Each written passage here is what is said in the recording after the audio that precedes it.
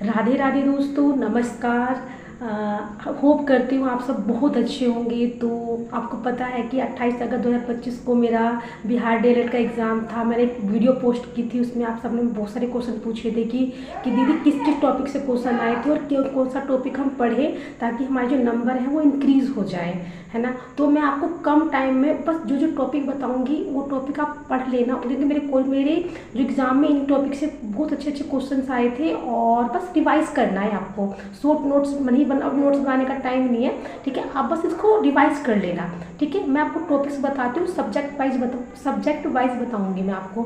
और मेरा एग्ज़ाम सच में बहुत अच्छा गया था और मुझे लगता है कि मिल जाएगा और रिजल्ट आने में पता चलेगा, ठीक है। तो मैं आपको सब्जेक्ट वाइज बताती हूँ। आप प्लीज़ इन टॉपिक को ज़रूर पढ़ें, ठीक है। और कोशिश करें कि एग्ज़ाम आपका अगर कल है तो आप 2 दिन पहले 1 दिन पहले अपनी पढ़ाई छोड़ दें, क्योंकि फिर कन्फ्यूजन ही होना है, ठीक है ना। तो चलिए स्टार्ट करते हैं। तो सबसे पहले मैं हिंदी का बताती हूँ। सबसे पहले आप हिंदी में अलंकार, रस, छंद, ठीक है। अलंकार से 3 क्वेश्चन मेरे शिफ्ट में आए थे, 3 क्वेश्चन, ठीक है। रस से 2 थे, समाज से 1 था, समाज से भी 2 था, ठीक है। तो अलंकार, रस, छंद, समाज, संधि, काव्य गुण, पदबंध, ये आपको करके ही जाना है, ठीक है। फिर से रिपीट कर देती हूँ। अलंकार, छंद, रस, समाज, संधि, वाच्य, पदबंध और काव्य गुण, ठीक है। हिंदी में जरूर करना है, बहुत मेजर है, मतलब बहुत इंपॉर्टेंट टॉपिक है बिहार डीएलएड एग्जाम के लिए, ठीक है। अब चलते हैं, सबसे पहले अब मैथ पे आते हैं। तो मैथ में क्या करना है, सबसे पहले मेरे जो चैप्टर, अभी मुझे याद है कि मैंने बिहार डीएलएड का एग्जाम दिया, सबसे पहले 2 क्वेश्चन आए थे द्विपद समीकरण से आए थे, ठीक है। तो सबसे पहले आपको द्विपद समीकरण पढ़ के जाने, कम से कम 2 क्वेश्चन रखा हुआ है उससे, ठीक है। एलसीएम और एचसीएफ करके ही जाना है। एवरेज बहुत इंपॉर्टेंट, 2 क्वेश्चन मेरे एवरेज से आए थे, 1 क्वेश्चन एज से आया था, ठीक है। और प्रॉफिट एंड लॉस से 1 क्वेश्चन आया था, प्रॉफिट एंड लॉस से 1 क्वेश्चन आया था, नंबर सिस्टम से 2 क्वेश्चन थे, और सिंपल ऐड करना नहीं होता, पॉइंट वाला जो ऐड होता है, बार लगे हुए क्वेश्चन होते हैं, ठीक है।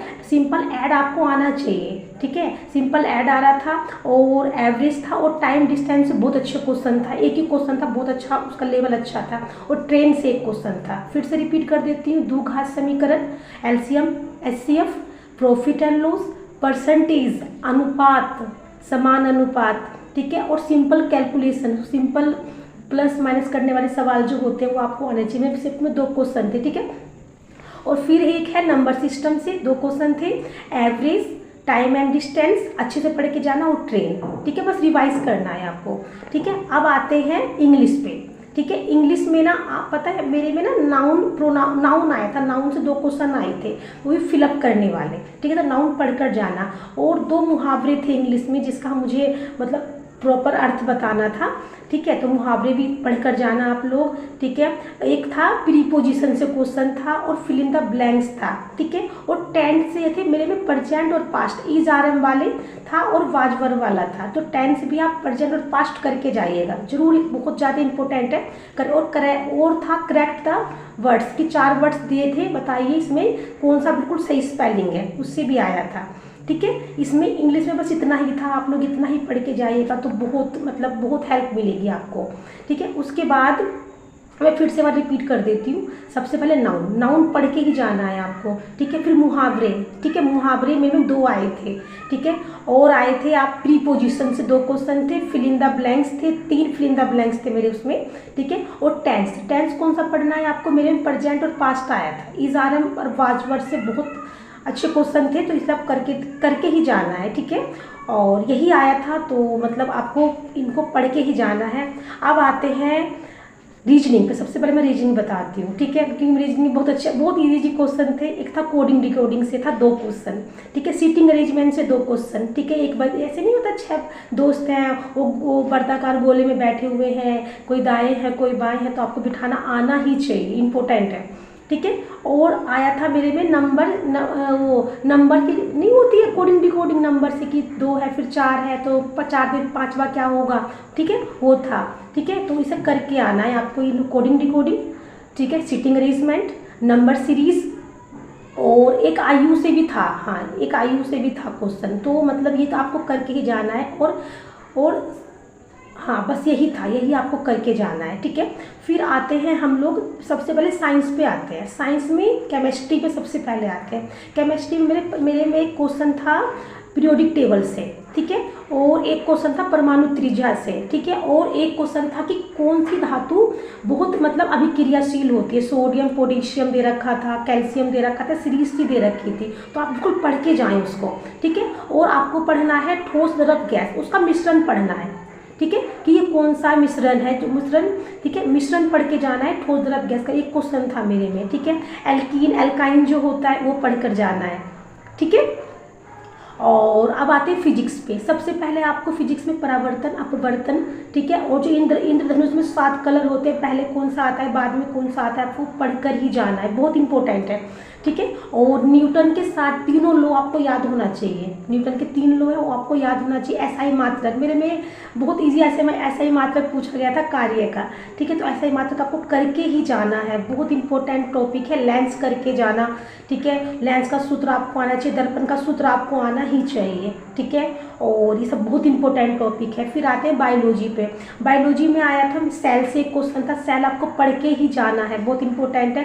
पादप जगत जंतु जगत का वर्गीकरण, ठीक है, क्लासिफिकेशन, वो पढ़ के ही जाना है। प्रोटीन से क्वेश्चन था कि ये प्रोटीन कहाँ पाया जाता है, ठीक है। और एक था HCl से, जो हमारे पेट, जो हमारे आमाशय में जो रस पाया जाता है, ठीक है, उससे भी एक क्वेश्चन था। तो आप पाचन तंत्र पढ़कर जाएंगे। प्रोटीन से एक क्वेश्चन था, और विटामिन से 2 क्वेश्चन आ रहे हैं। रोग से जीवाणु विषाणु प्रोटोजोआ कवक से कौन कौन से रोग होते हैं, ये आपको करके ही जाना है, ठीक है, बहुत जरूरी है, ठीक है। ये हो गया है साइंस का। अब आते हैं सबसे पहले हम पॉलिटी पे, ठीक है, राज व्यवस्था पे, ठीक है। चुनाव से क्वेश्चन था, ठीक है, चुनाव से ऐसे क्वेश्चन था कि ये बताइए कि हम जो मतलब वोट देते हैं उसकी वोटिंग लिस्ट, मतलब कि कौन तैयार करता है, कौन कार्य करता है, ठीक है। अब चुनाव आयुक्त कौन है, उससे क्वेश्चन था। पंचायती राज व्यवस्था से था, मेरे फर्स्ट पंचायती राज व्यवस्था आई थी किस मॉडल पर है, ठीक है। फिर आया था राष्ट्रपति से था कि राष्ट्रपति का चुनाव में कौन कौन भाग लेता है। राज्यपाल था। सुप्रीम कोर्ट से क्वेश्चन आ रहा है। हाई कोर्ट से आ रहा है कि इनकी नियुक्ति कैसे की जाती है, जिनके जज होते हैं, उससे आ रहा है क्वेश्चन, ठीक है। और अनुच्छेद बिल्कुल करके जाएं। एक क्वेश्चन नहीं 2 क्वेश्चन था, वो भी राज्यों के राज्यपाल की नियुक्ति के से क्वेश्चन आए थे, किस अनुच्छेद में किस अनुच्छेद में नियुक्ति होती है राज्यों के राज्यपाल की, ठीक है। एक आया था नीति निर्देशक तत्व से, ठीक है, और मौलिक अधिकार से। आप किस मौलिक अधिकार किस देश से लिए गए हैं, ठीक है, और कौन कौन से कितने कितने मौलिक अधिकार आपको पता ही होना चाहिए, ठीक है। अब आते हैं, ठीक है, अब आते हैं आपको, हाँ, इतिहास पे। आधुनिक इतिहास से मेरे में क्वेश्चन आया था कि बताइए, हाँ, गंग वंश के संस्थापक कौन थे, तो आपको राज्य और राज्य के संस्थापक, ठीक है, और एक वायसराय से क्वेश्चन आया था।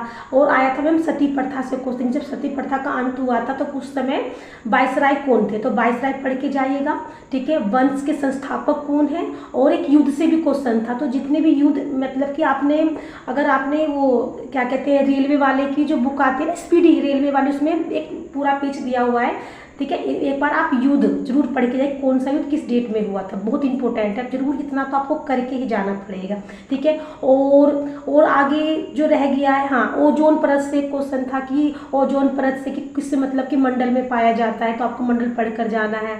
और आप एक बात जरूर याद रखें कि ये भी आपको वायुमंडल में कितना CO2 होता है, O2 कितना होता है, ये सब आपको पता होना चाहिए, बहुत छोटी छोटी बातें हैं। और आपकी अगर आप लोग पढ़ के जाते हैं तो आप पेपर में बहुत अच्छा करेंगे, ये मेरा एक एक्सपीरियंस कहता है, ठीक है। तो यही सब था, ठीक है, मैंने सब बता दिया है आपको। हाँ, और बिहार से 2 क्वेश्चन थे, तो आप बिहार का सामान्य परिचय पढ़ के ही जाइएगा, ठीक है, बहुत इंपॉर्टेंट है बिहार का सामान्य परिचय, ठीक है। ये सब इतना अगर आपने कर लिया है तो आप पेपर में बहुत अच्छा करके आएंगे, ठीक है। क्योंकि हम लोग तो 2 साल से तैयारी करते हैं, कंपटीशन एग्ज़ाम की 2 साल से तैयारी कर रहे हैं, तो हम लोग के लिए तो नॉर्मल ही बात है, ठीक है। तो बस यही बताना चाह रही थी कि आप लोग बिल्कुल भी परेशान मत होइए, क्योंकि हम सबको भी लगता है जब एग्ज़ाम पास में आता है तो हम लोग को भी लगता है कि हमें कुछ नहीं आता, ठीक है। पर जो पढ़ते हैं उनको ही ऐसा लगता है, जो पढ़ते नहीं तो जाते हैं बस एग्ज़ाम दे के आ जाते हैं, उनको तो कुछ लगता है, उनको तो लगता है कि सब ठीक ही है, ठीक है। पर जो बच्चे पढ़ते हैं तो उनको लगता है कि हाँ मेरा एग्ज़ाम कैसा जाएगा, वो सोच में रहते हैं कि हमने इतनी पढ़ाई करी, पता नहीं एग्ज़ाम कैसा जाएगा।